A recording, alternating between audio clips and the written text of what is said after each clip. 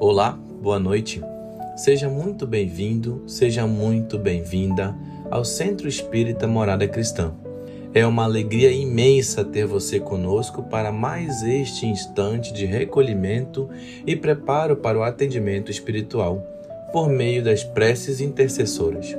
Que este momento de luz toque o seu coração e envolva seu lar em paz e serenidade.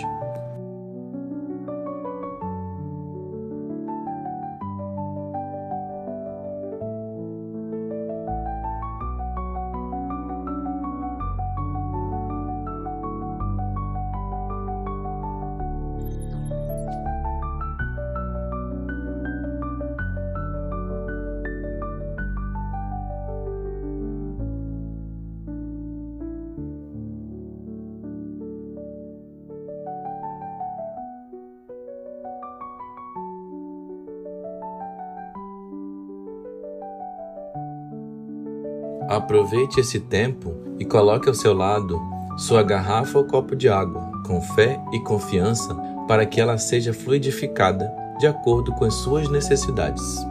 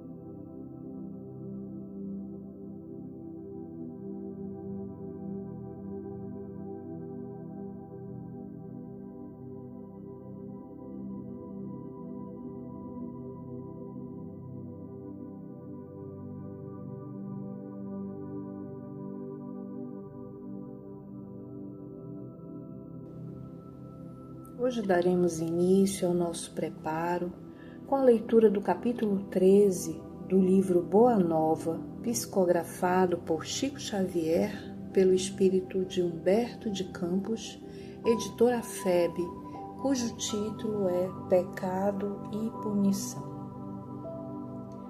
Jesus havia terminado uma de suas pregações na praça pública, quando percebeu que a multidão se movimentava em alvoroço.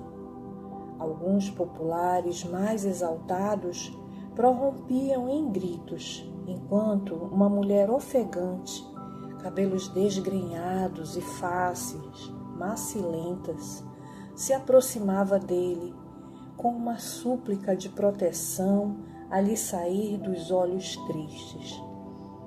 Os muitos judeus ali aglomerados excitavam o ânimo geral, reclamando o apedrejamento da pecadora na conformidade das antigas tradições. Solicitado, então, a se constituir juiz dos costumes do povo, o mestre exclamou com serenidade e desassombro, causando estupefação aos que ouviam: aquele que estiver sem pecado, atire a primeira pedra. Por toda a assembleia se fez sentir uma surpresa inquietante. As acusações morreram nos lábios mais exaltados. A multidão ensimesmava-se para compreender a sua própria situação.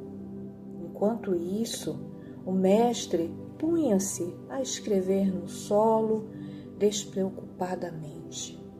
Aos poucos, o local ficava quase deserto. Apenas Jesus e alguns discípulos lá se conservavam, tendo ao lado a mulher a ocultar as faces com as mãos. Em dado instante, o mestre divino ergueu a fronte e perguntou à infeliz: Mulher, onde estão os teus juízes? observando que a pecadora lhe respondia apenas com um olhar reconhecido, onde as lágrimas aljofravam num misto de agradecimento e alegria, Jesus continuou: ninguém te condenou?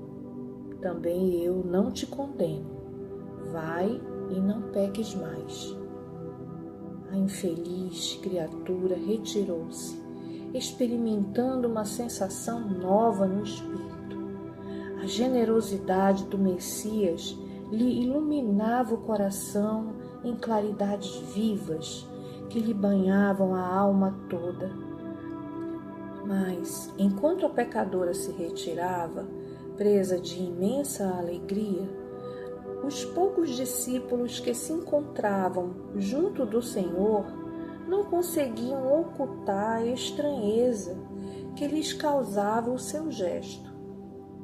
Por que não condenara ele aquela mulher de vida censurável aos olhos de todos? Não se tratava de uma adúltera?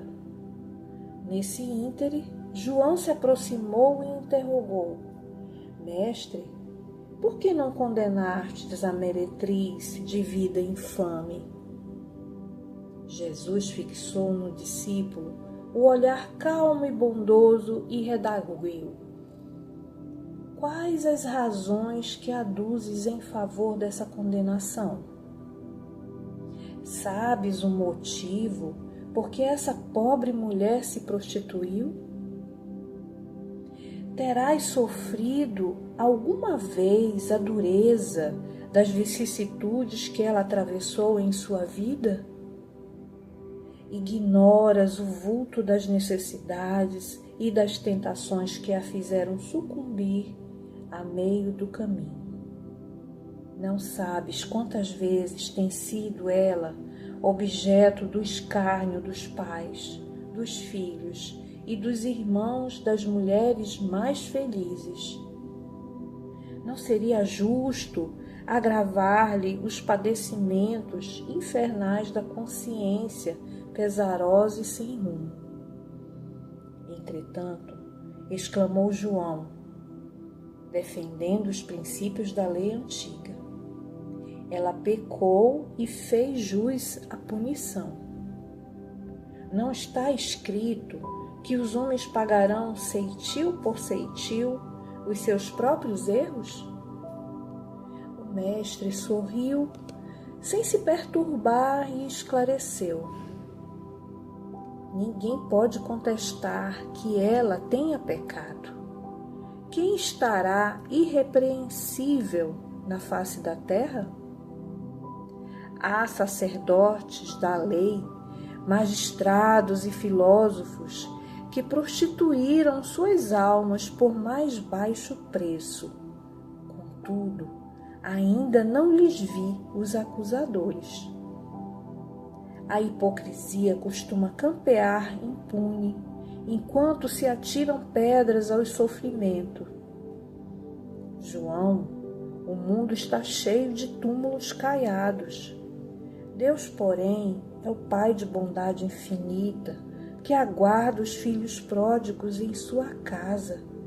Poder-se-ia desejar para a pecadora humilde tormento maior do que aquele a que ela própria se condenou por tempo indeterminado? Quantas vezes lhe tem faltado pão à boca faminta, ou a manifestação de um carinho sincero à alma angustiada? Raras dores no mundo serão idênticas às agonias de suas noites silenciosas e tristes. Esse, o seu doloroso inferno, sua aflitiva condenação, é que em todos os planos da vida, o Instituto da Justiça Divina funciona naturalmente com seus princípios de compensação. Cada ser traz consigo a fagulha sagrada do Criador e erige dentro de si o santuário de sua presença ou a muralha sombria da negação. Mas só a luz e o bem são eternos e, um dia, todos os redutos do mal cairão, para que Deus resplandeça no espírito de seus filhos. Não é para ensinar outra coisa que está escrito na lei: vós sois deuses. Porventura, não sabes que a herança de um pai se divide entre os filhos em partes iguais? As criaturas transviadas são as que não souberam entrar na posse de seu quinhão divino, permutando-o pela satisfação de seus caprichos, no desregramento ou no abuso, na egolatria ou no crime, pagando alto preço pelas suas decisões voluntárias. Examinada a situação por esse prisma, temos de reconhecer no mundo uma vasta escola de regeneração, onde todas as criaturas se reabilitam da traição aos seus próprios deveres. A Terra, portanto, pode ser tida como um grande hospital em que o pecado é a doença de todos. O Evangelho, no entanto, traz ao homem enfermo o remédio eficaz para que todas as estradas se transformem em suave caminho de redenção. É por isso que não condeno o pecador para afastar o pecado e, em todas as situações, prefiro acreditar sempre no bem. Quando observares, João, os seres mais tristes e miseráveis, arrastando-se numa noite pejada de sombra e desolação, lembra-te da semente grosseira que encerra um germe divino e que um dia se elevará no seio da terra para o beijo de luz do sol. Terminada a explicação do mestre, o filho de Zebedeu, deixando transparecer na luz do olhar a sua profunda admiração, pôs-se a meditar nos ensinamentos recebidos. Muito tempo ainda não transcorrera depois desse acontecimento, quando Jesus subiu de Cafarnaum para Jerusalém, acompanhado por alguns de seus discípulos. Celebravam-se festas tradicionais entre os judeus.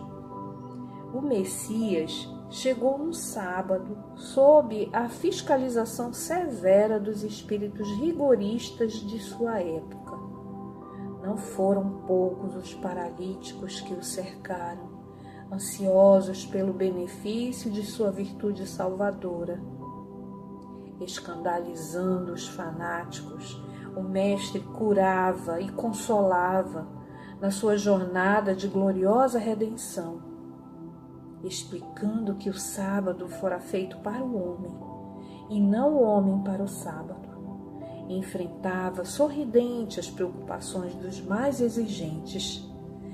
Vendo tantos cegos e aleijados aglomerados à passagem, Tiago o interpelou: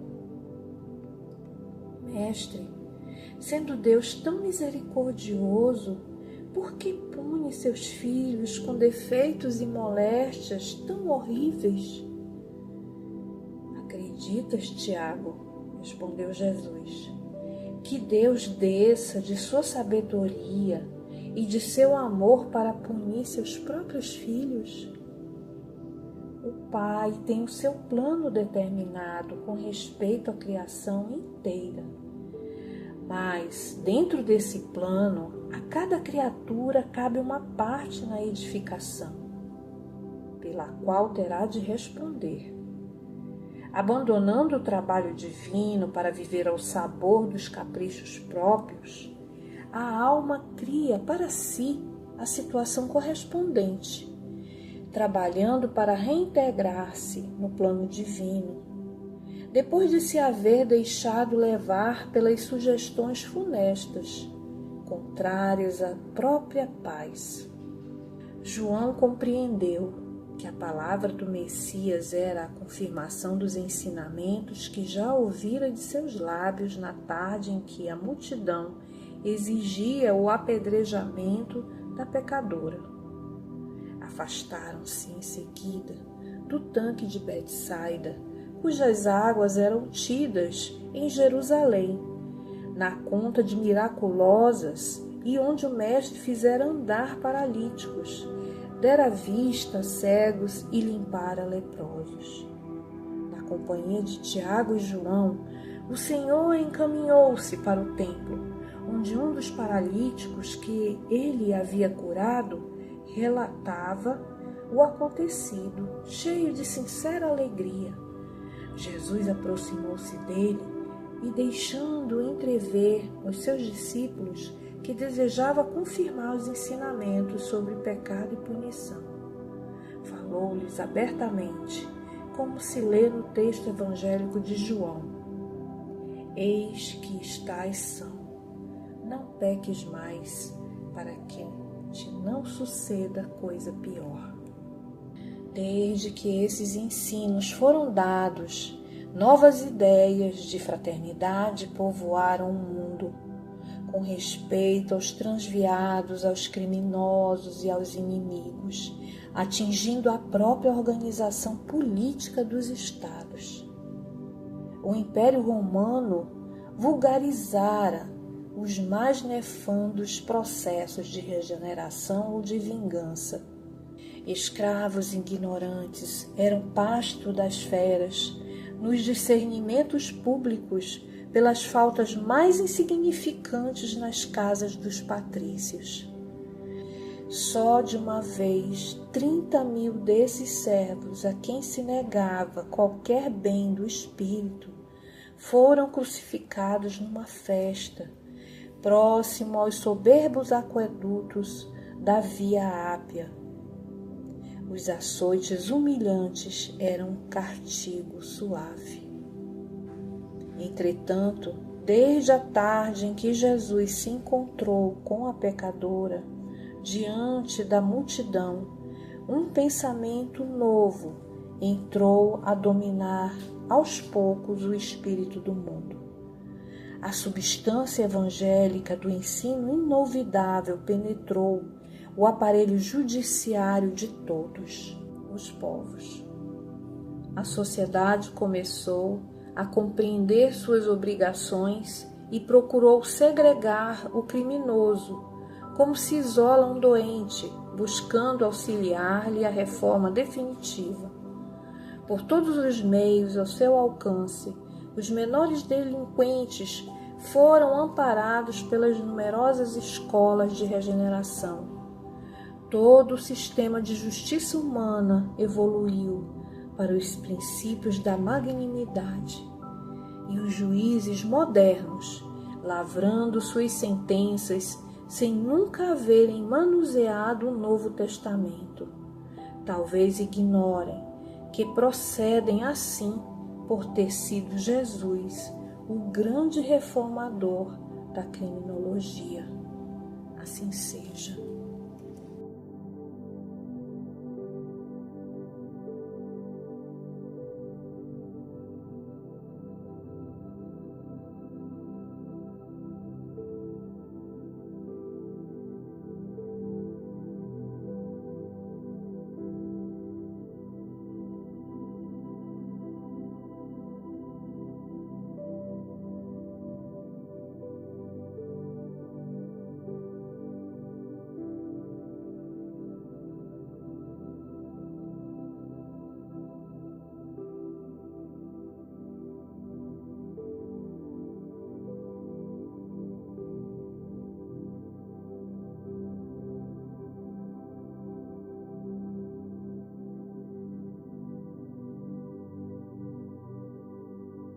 Com serenidade e o pensamento elevado, convidamos você a se conectar com as esferas superiores, unindo-se a nós em oração.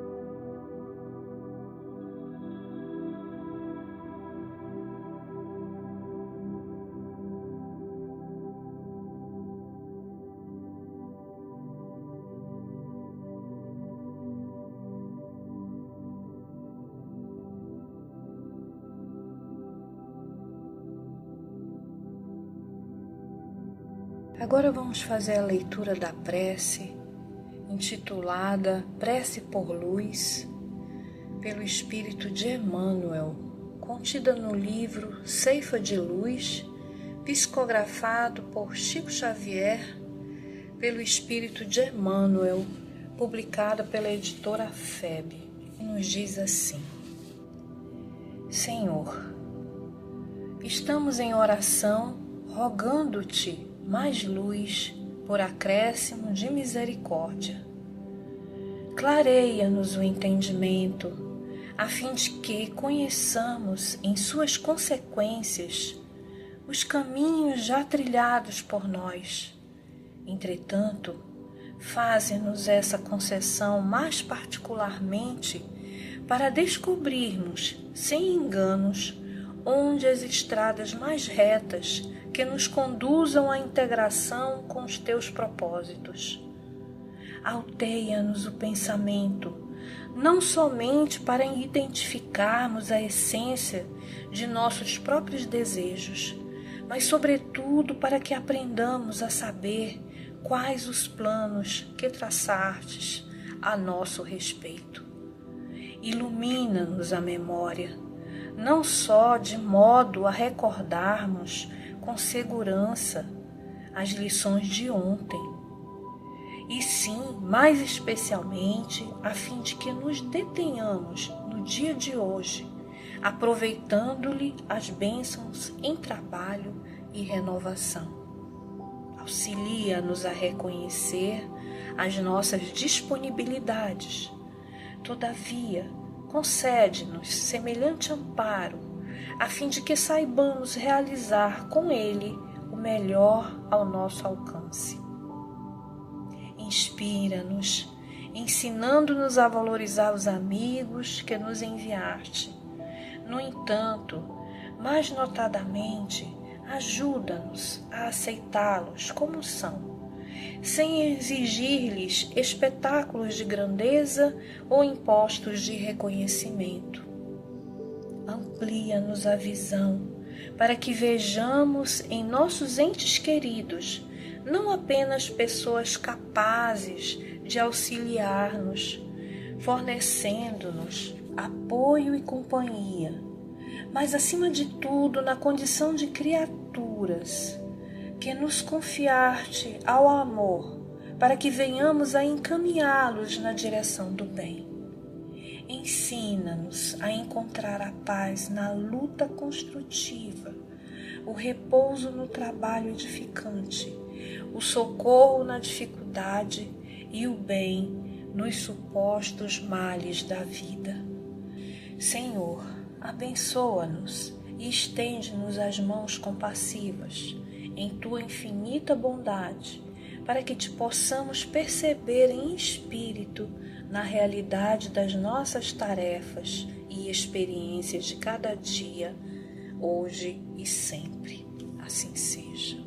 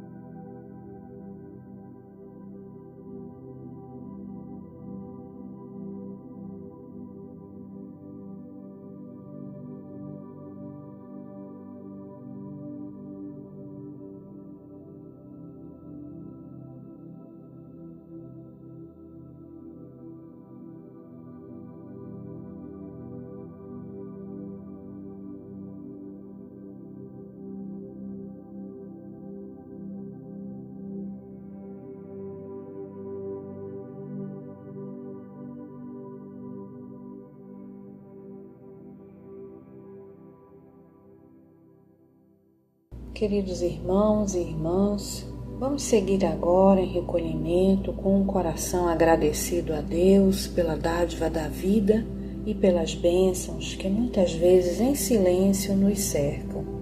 Este é um momento de oração e profunda reflexão à luz da mensagem que recebemos. Pense, que transformações podemos fazer para nos aproximarmos dos ensinamentos do Cristo?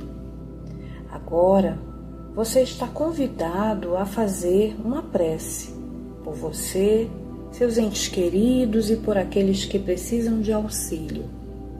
Aproveite este instante para harmonizar-se.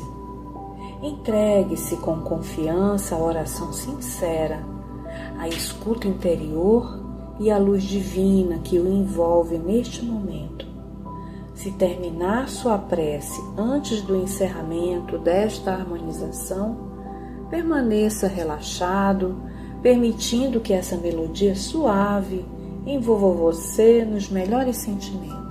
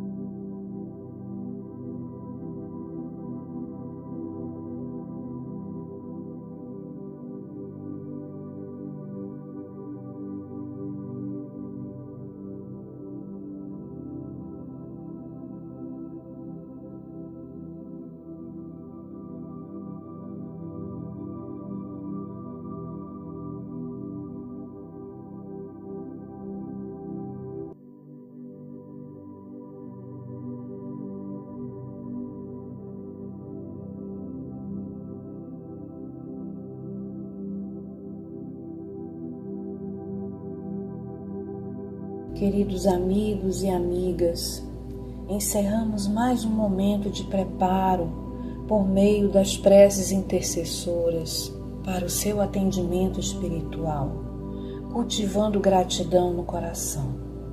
Que Jesus e os benfeitores espirituais nos amparem, nos inspirem e nos ajudem a fortalecer a nossa fé. Que sejamos guiados pela serenidade, resignação e disposição sincera de nos melhorarmos.